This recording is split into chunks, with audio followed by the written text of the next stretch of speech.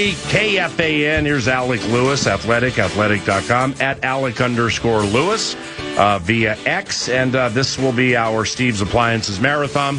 Steve's Appliances and Steve'sAppliances.com. If you want to take advantage of some hot fun in the summertime with the savings, stop by the showroom, which is in Mounds View. It's beautiful. Say hello to Sarah, Brian, or Jordan.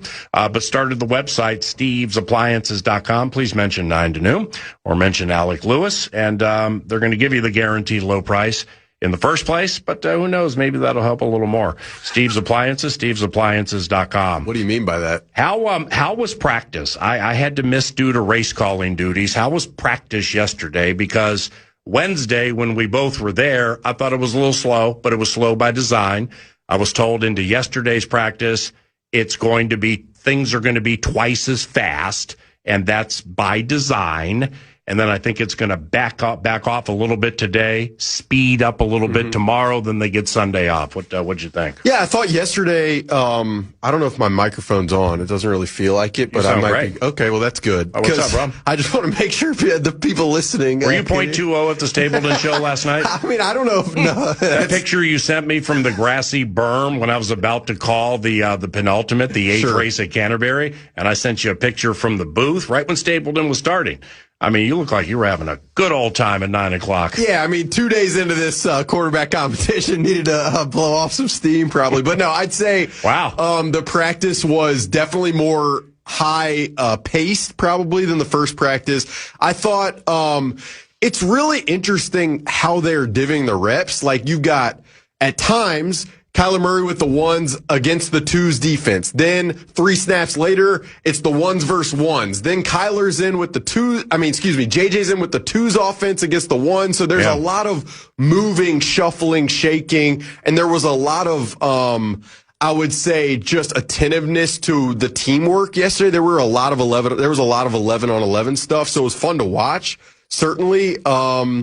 I expect, to your point, today I wouldn't be surprised if it's inside, if there's kind of a red zone day, and then tomorrow fans will be out there and it should be electric. Are you looking to leave each practice either writing at The Athletic or tweeting at Alec_Lewis, declaring a winner for the day? No. I mean, that's happening a lot out there. Yeah, no. And you know, there are opinions, personally speaking, to each their own, man. There are opinions that I respect and opinions that are going to be elevator music, and they're going to go in one ear and out the other.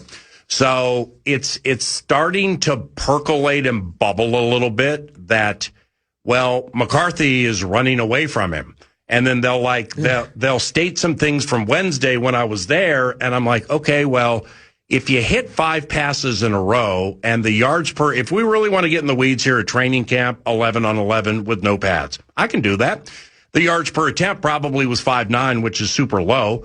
There were some checkdowns by design, and so there weren't third downs, but like the Murray to Addison off play action to start the whole thing, then the Murray to Jennings, left hash, right numbers.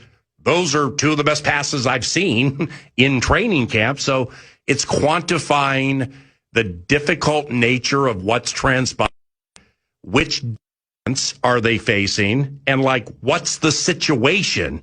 So I thought Kyler was okay on Wednesday. Yeah, I mean, I would say the perspective of how you view these practices, and especially once the fans get out there, I think you will experience this on social media. Like, the prism with which you view what you want to happen is probably going to frame how you take away or how you come away from these practices. Like many things in life in the year 2026, like people want to read, they want to see what they believe. Like, that's just kind of how it goes. So it makes for a very interesting and complex situation. But to your point, PA, like, you know, people talk about yesterday. I wrote yesterday that I didn't think J.J. McCarthy pushed the ball down the field. But part of that could be because he's running with the twos offense. So are the receivers who are not Justin Jefferson, Jordan Addison, T.J. Hockenson, are they open deep down the field? And is J.J. McCarthy checking the ball down because the route concepts aren't wide open in his eyes down the field? Like, there is a nuance and a context that is essential to every one of these reps. And that's why the media part of all of this it's going to be there because we all care a ton and this city cares a ton about who wins this job. But it's why I think ultimately the decision that Kevin O'Connell makes, backed by the information and the perspective that he has, is going to be the most important within all of this. And then the results are even more important than that. Regardless of what happens, if they don't win games, then it's all going to be, revisionist history of how it all played out, if that makes sense. The Frank Smith effect. Are you feeling it in any way? And the reason I bring it up, and it has some tongue in cheek to it, because like a couple of days ago, I got that sheet with the coach's pictures to make sure I don't drop an L on a new coach thinking it's somebody else like I did last year. That's one of the funniest stories. It's ridiculous. Got this intern there. Flo. I'm not Flo. Patrick Hill's like, excuse me? Okay. So that's not going to happen again. But then I look at it, I'm like, wow, Frank Smith's a real person. This is amazing. I've heard so much about him. We've all heard so much about him. People have written about it and all that kind of stuff. Mm-hmm. But the reason I bring it up is because when Gary Kubiak became offensive coordinator here, really the first 1, 2, 3 days of being on the exclusive Vikings radio network perch, you could see, whoa, look at this stretch thing. Wow, look at Dalvin slow roll it, pedal plants, and there he goes with the wide zone scheme. And it was palpable. I mean, you could see something different. Cousins bootlegging in ways that he hadn't before. Are you seeing any of that with the Vikings offense and assistant head coach Frank Smith, the run coordinator? Yeah, I mean, you know how it is. In these training camp practices without pads, with no tackling, to assess the run game, from my perspective, would just be overdoing it. But there definitely has been a commitment, and you see it when they go into team drills, of outside zone runs with cutbacks from the running back. And I'd say more than even the Frank Smith part of it, the way the offensive line is training, and I said this in the spring, and I maintain it after watching them train yesterday and standing out there, like they are pushing this offensive line group physically, and kind of from I mean, you could just watch them come off the ball and run down. I mean, these guys are working really, really hard, to a point at which, like, I imagine some of the performance staff is like, maybe we're working these guys to an immense degree. Like, I think that part of it is more interesting to me than maybe anything else. Now, do you in any way, Alec, believe that the team, they know Kyler absolutely is the starter and are putting on, charade would be too strong, but they're framing it the way they are to keep Kyler on edge, not totally believing he's the set in stone starter? I don't think that Kevin O'Connell is 100% certain who the starter is going to be come week 1 against the Green Bay Packers. I don't believe he's 100% certain. I think he, more than anybody, and I talk about Kevin O'Connell, I could say Vikings, but Kevin O'Connell, his perspective on the quarterback position matters more than anybody else in the entire building. And that's been the case for multiple years. It's not just new this year. Even with Kwesi Mensah here, that was the case. And so I talk about it the way I do because in the end, his voice is gonna matter most. But I think he wants more than anything to get an extensive period of time to evaluate things, to make his ultimate decision. And once they do, the aftermath of that is going to be as interesting to me as anything else. Like, I am going to be very curious once they do announce a starter, how does the person who isn't named in that announcement, how are they going to take it? Yeah. How are the people around him going to take it? And then what does it look like from there? That is intriguing to me, is what I would say. But no, I don't like there's Kevin O'Connell's been asked about it every time he does an interview of like, is this a real competition? Is this a real competition? Like, if it was abundantly obvious one way or another, I think he wouldn't play these games that don't benefit the team and offense, maximizing their really rhythm and timing. Alec Lewis, The Athletic, theathletic.com. Nordo produces, and I'm Paul Allen. Kids Covenant again today. Ava and Stella yesterday. Colton and Chase Lonquist in studio 9 to noon for the Friday football feast.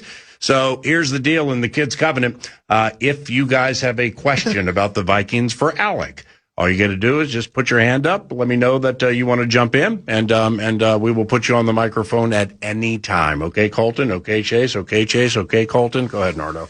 So to that end with this competition, I wouldn't believe that the coach would play those sorts of games either. I'm just curious, perception-wise, if you thought about it all, J.J. McCarthy can go out and do all of the things he needs to do and still not win the job. And the way I was trying to frame it up yesterday, maybe I did it the wrong way. It's almost like in this competition, do the ties go to Kyler in terms of for through 2 days, people can have their opinions on such. Soon we'll have 5 days, 10 days, etc.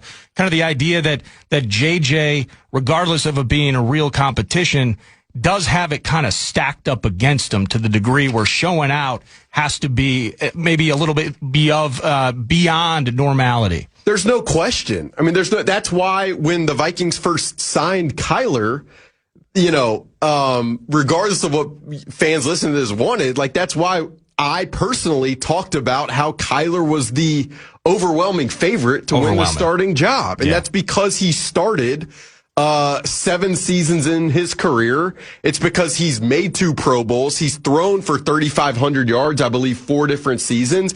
And the Vikings are in a position with Justin Jefferson at 27 years old, not having won a playoff game, with Kevin O'Connell entering year 5, not having won a playoff game, with this organization being in it since 2019 and not having won a playoff game. They are in a spot where winning in the short term is the priority. Yeah. Like that is their priority. And so the player who gives them the best opportunity for that is going to ultimately be the choice.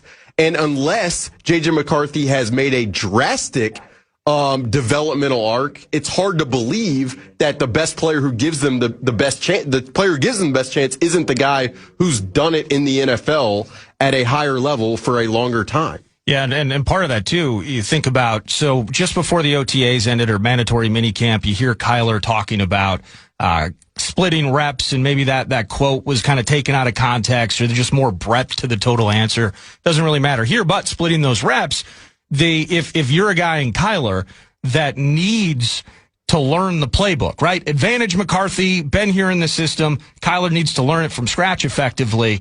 That is where it'll be interesting to see how KO continues to balance it, because if you want him to win the job and you want him to win week 1 and you think he's the best guy for it, at some point we got to turn this thing, and it's sooner than later. And we've talked about this, PA, you and I have talked about it, Nordo, we've talked about it, like the amount of layers to this thing. I mean, it's extensive because the defense is trying to prepare themselves as well. The receivers and the quarterback need to be timed up. The offensive line, I mean, there was a lot made yesterday on a couple snaps that in center quarterback exchanges that happened with Kyler Murray. One of them I thought was Blake Brandel, a shotgun snap that was far to Kyler's right. It was. So, and then there was another under center quarterback exchange with Kyler Murray. But I think like the center quarterback relationship, regardless of who wins it, like I do think that's something that needs time to develop as well. So, that's why I wrote this earlier this week. The Vikings are making a big bet by entering this training camp with this competition because it is minimizing the time the entire offense has to build continuity and momentum into the season. And they have not done that in recent years, so it's important for them to do that. So that's the bet they're making, and if the results are there in the end, then Kevin O'Connell and the Vikings will be praised to no end. And if it doesn't work out and there aren't results, then there's going to be criticism, and there should be. Joining us now in studio is USA Today's national football writer. His name is Colton Lonnquist, and he's happy to be here. and meet Alec Lewis, and I understand you have a question for Alec. Yep. Good morning, Colton. What's your question? Did you enjoy Chris Stapleton? It was just incredible. PA. Well, first, Colton, thanks for the question, and thanks for being here. Well, there's a second part to the question. Okay. I understand. Did MD enjoy this show? Come on, boy. MD had a blast at the show. Does his homework. MD. I mean, Colton. That's to become a USA Today senior writer, you've got to be that detailed with it. So I appreciate it. No, I would say the amphitheater out there, the best part of it all, besides the music, In and out, it was really quick. The parking was not a hassle. Wow. I ended up driving out there because I had to wake up and I wanted to be fresh for this show and for practice today. But I thought, they hit all the notes. It was perfect. The seating was really good. The food trucks out there were really good. And Chris Stapleton the guy is absolutely unbelievable. So, when are you going to start writing about the breathtaking nature of the way Kyler Murray runs? Well, because there's context, and you're obsessed with context like me. And the context is you bring that up, hardcore, age-old Vikings fans will be like, wow, Fran the man on the fan, Fran Tarkenton. Okay. Fran's HOF. Kyler, at this stage of his career, never will be HOF. Has a chance to turn things around and become HOF. But Fran would run 50 yards to get 2 yards. He was always running around willy-nilly looking for somebody to break off a route down the field. Kyler has done that, but Kyler is such a smooth and gifted, natural runner. You saw it Wednesday. It's all half speed. Tyrion Ingram-Dawkins had dead aim at him. Kyler broke his ankles, and then all of a sudden he's going to get outside because that's what he's going to do in real games, and he did it at half speed. And then somebody approached, and he went to 3/4 speed. And nobody got close. Yeah, the highlight reel stuff is going to be it's fun to watch. It's awesome. But I'd say two things. One, it's a really delicate dance because durability has been of all the Kyler conversation points of whether, if you're worried or skeptical about Kyler, the durability is number one on the list by a long shot. And so the more you run in this era of the game, especially at quarterback, the more you're going to put yourself in jeopardy of injury, which cannot happen to be a really good quarterback in the NFL. So there's that. Is it your belief when he runs, like I know you're watching Quarterback on Netflix, and I just finished it last night. It's the worst of the three. It was the most boring of the three, not even close. Joe Flacco, though. But when you watch Baker Mayfield, okay, I got a high level of appreciation for Baker's toughness. Ain't no doubt about that. We knew he was tough. But the taking on linebackers and safeties every single run, that ain't going to work, A, for a quarterback, B, specifically here. The reason I bring it up is because Kyler missed 10 games earlier in his career, and I can't remember where I read it, but he was doing that. He was because he's thick, he's stacked, he may be diminutive, but he's a big guy and he's muscular, and he was taking on people. Well, he didn't get knocked out immediately, but it really hampered his ability to run. So I know you watch a lot of film and you talk to a lot of people. Is Kyler slide guy, run out of bounds guy? Run out of bounds guy. He doesn't take those hits, right? Preferably he tries to evade and get out of bounds. No, it's not like I can't remember which game last year it was where JJ got flagged for J.J. McCarthy for blowing up the cornerback or safety. Wasn't it a home game? I think it was a home game near the sideline. But yeah, Kyler can't be in a position to try to do that stuff. I think it was the Lions. Might have been his Branch. stature. The one thing I was also going to say besides the durability point is I will say this, it does feel, I've only seen Kyler get out of the pocket and do that. Yeah.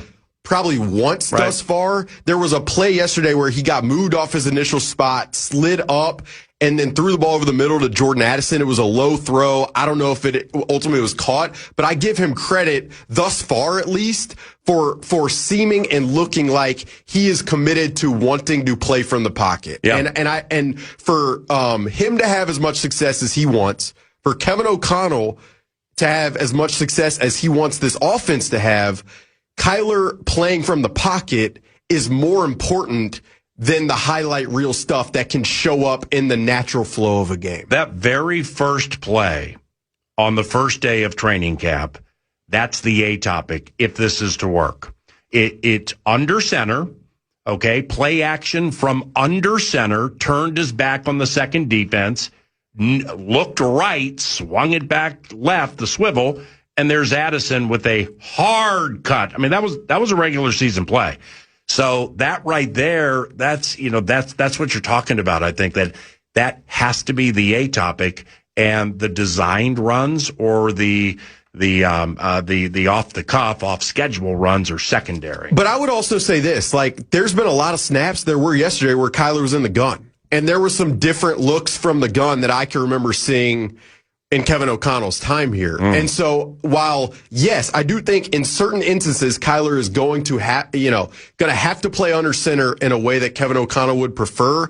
I also think they are mindful that he has thrived in the shotgun and that there are ways to build in kind of the run pass option, not RPO, but that conflict via the shotgun in ways that they haven't before. That's obviously in the weeds, but I do think it's notable that it at least my perception is the Vikings staff understands that there is an adaptability from their end as well, and they are malleable to that. I think in closing for this segment, Alec Lewis, The Athletic, theathletic.com, I brought it up yesterday, and in listening to the way things are explained, specifically by Kevin O'Connell, I've said it for years that he'll lay out some croutons for you. You just got to know how to make the salad. But he'll give you, in press conferences, he'll get close to giving you exactly the answer you want, and he'll give you leans and leads. Well, it wasn't O'Connell, it was Kyler Murray a couple of days ago. And Mike Max asked a wonderful question. And in fact, he flipped it, because Kyler's heard so much. What do you need to do? How much have you studied? How can you help? How can you amplify? What's it like being with Jefferson? Never had a Darisaw, all that. Maxie flipped it. What do you need from everybody else for you to succeed at the highest level? I love the question. And if you look back at it and listen back to it, because Kyler's calculated and he's smart and he's been in those situations a lot, he gave us a crouton, and there's a chef salad at the end of the proverbial trail here that we're going to have to wait for. A wedge salad? You like a wedge salad? It's a wedge right now, but Okay. it's en route to Caesar? It'll get to a Caesar by the Denver game. Sure. But then after that, what Kyler said was, paraphrasing, is we're not there yet, but Kevin very much knows what my skill set's all about. That's a massive answer. And I think it was glossed over a little bit simply because we're hearing and reading and seeing so much right now. But Kyler was telling you, what do I need to be at my best from others? We're not there yet. What's that mean? We don't have the Bredesen plays in yet. We don't have the Jennings plays in yet. We don't have the design this and that with Jennings 5 yard down the field, and I'm following the rookie from Michigan. So I thought that was really interesting that he shared.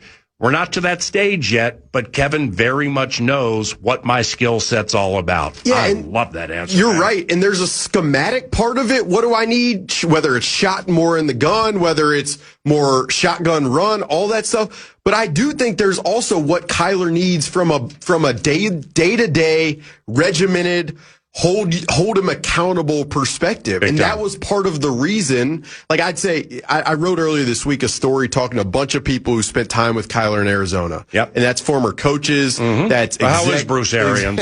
That's executives. That's teammates. And one of the things that was a theme, Bro, you got a money quote from somebody, and I hate off the record stuff. I generally, Sure. but I trust you so much and you're so good at what you do that, and I've gotten to know you so well over the years. I don't need to know who the person was. I just know if you say somebody who would know exactly what they're talking about, and they're like, this pisses me off. He's going to be really good up there, and I wish I was there for it. I mean, that's a moving quote. Yeah, but I think one of the themes of those conversations, which produced that story for me, was that Kyler is a guy who wants to be around people who have a really high standard, and that he is going to be at his best when he is held to that high standard. Yeah. Now, we could go down the road of the conversation of should a quarterback in the NFL need the people around him to reach a certain standard? And I think that's a very valid question. Well, the answer is yes.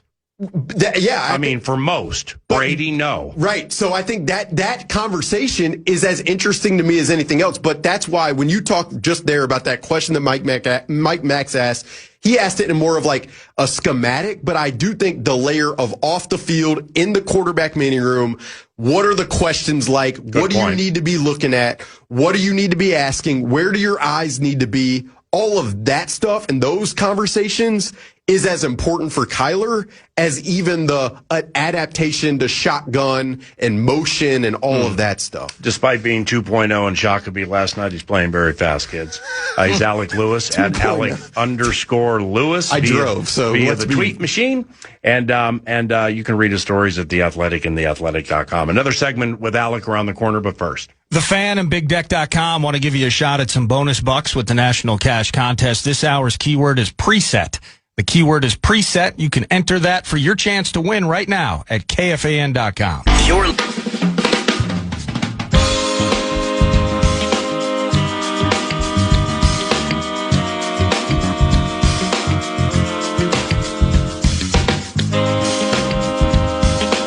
Skol Vikings!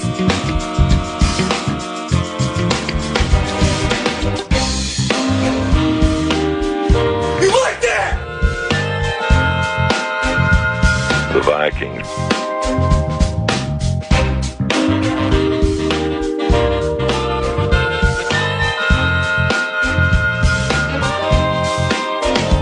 Greg Bishop from Sports Illustrated couldn't make it in for this segment, so Colton... He's good. He's very good. So Colton Alonquist with Sports Illustrated has stopped by the neighborhood. You can follow him via all social media channels. It is C. Lonnie 1. C. Lonnie 1. That's what it is. Thank you for joining us, Colton. We greatly appreciate it. I understand you have a question for the scribe, Alec Lewis. What is it? Alec, I'm hearing a lot about Miles Price is looking good at receiver. He was our kick returner last year. Your thoughts? Wow, what a deep dive. Great question, Nice Colton. job, brother. Great question. Yeah, Carson Wentz had some reps yesterday. Carson Wentz didn't get any reps the first day. And then day 2, he had this deep drop, big 50-yard throw down the field over the middle. And I don't know if it was a great throw, but definitely Miles Price made an incredible adjustment down the field, caught the ball. And Miles Price has just been everywhere as a receiver, which has been, it's a pretty crazy story, Miles Price. This guy was an undrafted dude from Indiana who arrives. There wasn't a ton of expectation, becomes a returner, was pretty solid as a returner, was a few penalties throughout some of these returns away from touchdowns. And then now he does look like he's progressed as a receiver. He mixed in last year. You'll probably remember, PA, down the stretch of the season, there were a couple games where he got some offensive snaps and it was like, whoa. And then there weren't a ton, but I'll be very interested to watch his continued progression. I think it's a good sign of development from what we've seen. So good question, Colton. Yeah, good job, bud. Are you very low key counting numbers as they're out there? The reps? Yeah. No. I mean, to get to the 53. In other words, like, is it fair to say the first 2 offensive lines are set? I mean, you got the starters. We know what the names would be. And then you have Vandemark, Juergens, Tiernan, Huber, and Bird. They're running with the 2s. Would you put, I think they keep 9 offensive linemen. Makes sense to me. And Gerhardt goes to the practice squad. Not sure if Bird sticks around or not, but are you doing things like that now? I haven't yet. I'll probably do a story Monday, whether it's some kind of stock up, stock down thing or roster type projection a little bit. I don't want to unfurl so many of those this early because it's easy to go to that well. But yeah, I mean, there some back end names are of interest to me. I mean, the edge rusher spot, I'm just going to say it. If there's not an addition at some point, I'm going to be absolutely baffled because while Tyrion Ingram-Dawkins has mixed in behind Dallas Turner and Andrew Van Ginkel, just think you need... Has he? He didn't Wednesday, and he was strictly with the defensive linemen. He did a little yesterday. Okay. He did. And I've seen him talking to some of the coaches between reps and stuff. So But just because Justin Jefferson talks to Dalman Gibson doesn't mean he's going to run next to Cashy. That would be correct.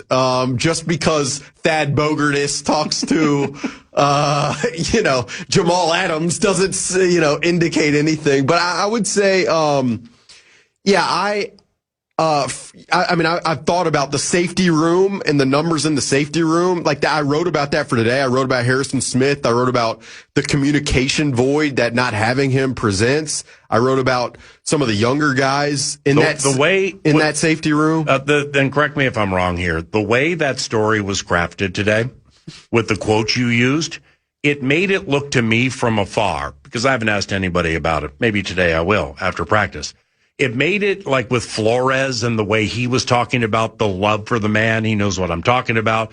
Cashman was making it sound like he's, running the defense. And then after the play, like looking over his shoulder to see if a helicopter is dropping him, because it just gave a feel that they miss him. It's going to be a defensive leadership adjustment without him, which we know.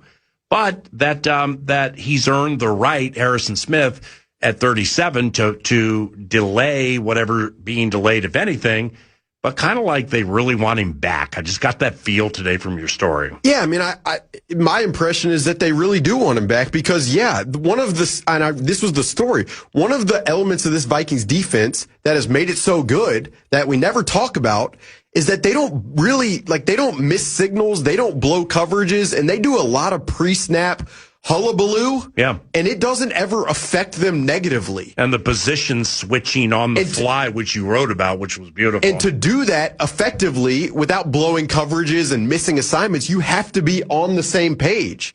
And so if you're removing one of the key people who help them all be on the same page, you've got to replace that. So who's going to do the replacing? Is it Theo Jackson? Is it Jacoby Thomas, who's never seen NFL snaps? Like you're removing a guy who's seen 13,000 NFL snaps. Wow. Formations, motions, understands tendencies, and you're removing that from the communication part of it. And so there's going to be an effect of that. And by extension, PA, this defense has held this team, up in many ways in recent seasons. Even the Sam Darnold year, when you look at where the team ranked offensively and defensively, it wasn't close. Oh. The defense was second and the offense was like 15th. The low point moment last year, in my estimation, was not the Duvernay moment at US Bank Stadium. That was close. And that just kind of gave the indicator that, like, wow, they really, really played well enough to win this game against a team that's going to win the division. But the deflating nature of what just transpired, I didn't think it'd be great from there. But I think the lowest moment last year was at Seattle. And, the Chargers on Thursday night, that's a very good point. But when you get shut out and you're using your third or fourth quarterback and it goes the way it did, and then that team goes and wins the Super Bowl with your former quarterback. That has some lowest of all lows ever low to it. But to your point with the defense, let's not forget, Flores had McDonald in that group flummoxed for about a quarter and a half to 2.5 quarters. The Vikings defense, they shut down Jackson Smith and Jigba. He had no shot, even with Jay Ward on him. And Grenard, is a substituting kind of guy. So to your point with the defense, they carried them that game against the champions a long time, but then eventually the elasticity is going to break. And just one of my questions is, there's obviously immense optimism on what Brian Flores is able to get out of who he has. But at some point, if the defense does take somewhat of a step back, you're going to need the offense to take a big step forward. And if that doesn't happen, then you find yourself in a place of defense is not airtight. Offense is still spinning its wheels a little bit. And then what is the result of that? So I've thought about all of it as I go down the road of what this team can be. So it's going to be really interesting. But to your initial question, I do think some of the young guys, Jacoby Thomas, I've seen with the starter groups, the third round pick from safety. Jacob Thomas, the undrafted player out of James Madison, continues to surface with some of those guys. And by the way, your sneaky receiver, Dylan Bell, fine. He's fine. And I see what you're saying. If we want to get sneaky for bottom roster spots or practice squad, he better keep his eye on Dante Fleming. Fleming's faster than Dylan Bell, and Fleming, he opened some eyes this offseason. Yeah, I'm glad you brought him up. He is he's like undrafted out of Tulane. He came in last year. He's very fast. He's fast. He's also like 6'2", kind of long levered. I don't know if that makes sense. He looks a little springy. He caught the best throw of training camp so far was Kyler Murray hitting Dante Fleming on a crossing route 40, 50 yards down the field yesterday. Kidding. Hit him on the fly? On top of, it was Dante Fleming got past Josh Metellus, and it was twos versus ones, Kyler at quarterback, deep drop, crossing route 40, 50 yards over, toward the right sideline to Dante Fleming. I thought without question that was the best throw of training camp. That's why I tweeted about it. In that same tweet, it didn't have the mention of the drop snaps and all that, so I've taken some arrows, but it's really hard to represent this thing in a way that makes everybody happy. It really is. Great seeing you. There was a practice time change today. You know that, right? Yeah. Yep. I'll see you out there a little later. Yeah, at 7 p.m., right?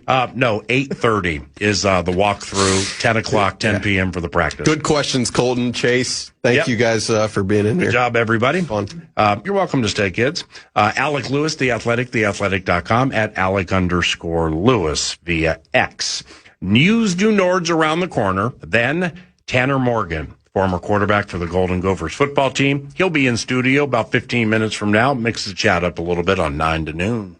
You're listening live to Paul Allen at 9 to noon on To you by The Casino at Canterbury Park, CanterburyPark.com. Feeling the felt. You got live racing. You got Chris Stapleton. You got bits all day, every day, all year long. And my favorite spot in Shakopee, it's Canterbury Park. To the baseball team, we mentioned it earlier. Big hit yesterday. Amazing. The Twins, by the way, no hit through the first 6 innings. I can tell you I was there for that much. But stringing together, we got a player hit by a pitch, we got a walk, we got a single, and it's Cody Clemens at the plate, down to his final strike. Can he keep the Twins alive? The 0-2 from Strom. Clemens in the air to right center field and deep. Back it goes. Deep it goes. And Cody Clemens wins it. And the Twins walk off the Royals once again at Target Field. Can you believe it? 4-3 the final. Down to their final strike. Twins win. Twins win. The Twins win it. Wow.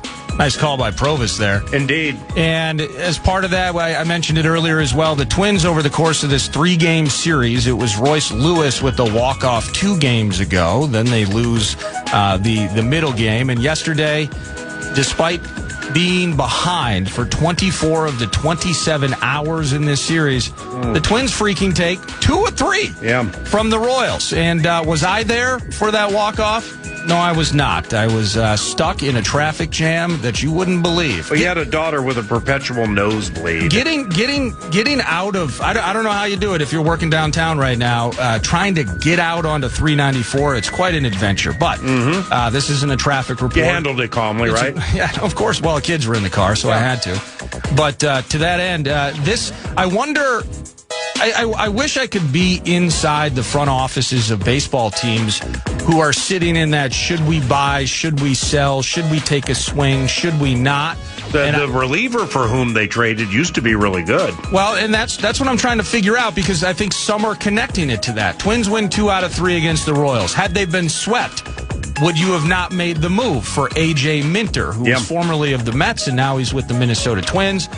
Twins are going to pay Minter about $3 million. I believe he is a free agent at the end of this season. Yep. And just trying to learn a little bit about him. He is returning from a season-ending surgery, a left lat strain in 2025. Damn. And he was cleared to return in late May. So he only has 23 innings under his belt for the Mets this season, but he has 23 innings, 2.35 ERA, and what do we got here? We got a 20-2 strikeout to walk ratio, giving up a few home runs along the way. So A.J. Minter figures to factor in. Maybe he just jumps right to the top of the list as your relief staff. And but A.J. Minter, welcome to the club. And then it's one more series on the road this time. We have the rain in Minnesota. Maybe it'll be sunny and beautiful in Seattle as the Minnesota Twins take on the Mariners for 3 before Monday's trade deadline. Softy's team is not hitting right now. They put up 7 against the Dodgers a couple of days ago. Really came back to the pack the last 2 games. And Bryce Miller pitching this evening. He's an anomaly in that he has some things to his game that are not great, but his earned run average, which matters a lot, is below 3. Brian Wu, who arguably their best pitcher, went yesterday, so the Twins will miss him.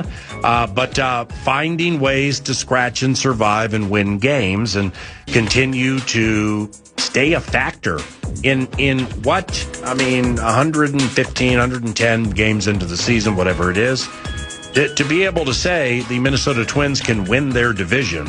It's like if that was some kind of a proclamation that had to be made into the season, and you're either going to lose all your money or you're going to win a lot of money if you're right. Well, I'm not saying they're going to win the division into the season. There's absolutely no, like, at 110 games, they're going to be right here. Yeah. They're going to make a move for a bullpen guy. I don't know what Buxton's deal is, with if he's coming back or when. Yeah, the hip soreness bit. And I don't care also that it's a low-rated race, that the Tigers have come up bad and Skubal might be traded. And Cleveland would lose Jose Ramirez for a month. And now that he's back, they're starting to hit again a little bit, specifically Kwan and everybody around Ramirez. The Royals are one of the worst road teams in Major League Baseball, and the White Sox have a super gifted young lineup, but they're struggling a little bit right now. Couldn't score anything against the Yankees yesterday. So the race is not a highly rated race. Who cares? It's the race that's been given to us in 2026, and the Twins have a chance to win it. So that's the key. They're in it, man. Push for it when you're in it. Absolutely. And taking advantage of teams like Seattle, who are enigmatic. Seattle can hang 7 on you like they did on the Dodgers 3 nights ago. Julio Rodriguez can go 4 for 4 with 6 RBI. Rosarena, he's so in and out. But nevertheless, it's a beatable team. It is. Go on the road and win 2 or 3, and you're going to continue to open eyes around MLB. I'll just hit you with a little something before we pause for Tanner Morgan in studio next. Looking forward to that. What a weird bit. So a year ago, it was March of 2025. I believe Deebo Samuel was traded to the Commanders. Yes, here it is. 5th round selection. So he's traded to the Commanders for a 5th round pick. Yep. They don't want to pay him. It's coming to an end. Ayuk is not on fire and driving his car off into the mist. And Deebo goes to the Commanders. Well, a year later, PA, he's signing a 1-year, $7 million deal to return to said 49ers. So really? Deebo Part 2 out in the Bay with Shanny and the Niners. Wow, good for them. I'm a Deebo guy. I've liked him. Surprised he was available this long. Happen to have the particulars of the cash? Well, I thought it was 1 year and $7 million. 7, you said, okay. Yeah, which, that's less than what Juwan Jennings took. Right, but at this stage of their careers, Jennings is better than Deebo. It's Jamal Adams with that big name and everything. Look at the cash he got. Look at the cash Jennings got. Look at the cash Deebo got, kind of right in the middle. Yeah. So that plays into the Minnesota Vikings if they're interested in signing a veteran edge rusher like Jadeveon Clowney or Kyle Van Noy or Hassan Reddick, or some of these cliched names that are available, and I believe some of them still can help in circumstantial scenarios where, if they think they're coming in and playing 50 or 60 plays, it just ain't going to happen. Right.